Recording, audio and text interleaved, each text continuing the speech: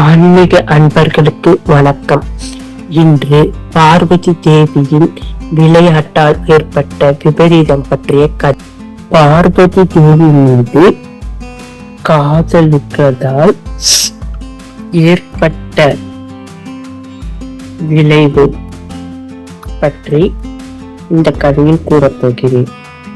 ஒரு நாள் சிவபெருமான் தவம் புரிந்து கொண்டிருந்த போது பார்வதி தேவி அவருடைய கண்களை மூடி விளையாடினார். அதனால் கோபமுற்ற சிவன் அவருடைய வேர்வையிலிருந்து அந்தகன் என்ற அரக்கன் தோன்றினான். அவனை சிவபெருமான் ஒரு அரக்கியிடம் ஒரு அதிதி என்ற அரக்கியின் வேண்டுதலுக்கு இணங்கி சிவன் அவளிடம் அந்த குழந்தையை தத்து கொடுத்தார். அது அசுர குலத்தில் வளர்ந்ததால் மிகவும் கொடூரமான அசுரனாக வளர்ந்தது. பிரம்மனிடம் அந்த கண் தன்னுடைய தாயால் மட்டுமே தான் இறக்க வேண்டும் என்ற வரத்தை வாங்கினார். ஒருமுறை கைலாயத்துக்கு சென்ற அந்த கண் பார்வதியின் அழகில் மயங்கி அவர் மீது காதல் கொண்டு அவரை அடைய விரும்பினான்.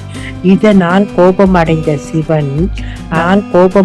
சிவன் அவனை பலவாறு கொல்ல முயன்றும் அவன் இரத்த துளிகளில் இருந்து பல அசுரர்கள் உருவாகியதால் பார்வதி தேவி சாமுண்டியின் ரூபத்தை எடுத்து அனைத்து அரக்கர்களையும் தின்றார். இறுதியில் சிவன் அவனை அடித்து களியேற்றி பல நாள் தொங்கவிட்டார். அந்தகன் தன் தவறை உணர்ந்ததால் சிவன் அவனை மன்னித்து தனது படைக்காவலரான பைரவர் பதவியை கொடுத்தார். இதுவே அந்தகனின் கதையாகும். நன்றி.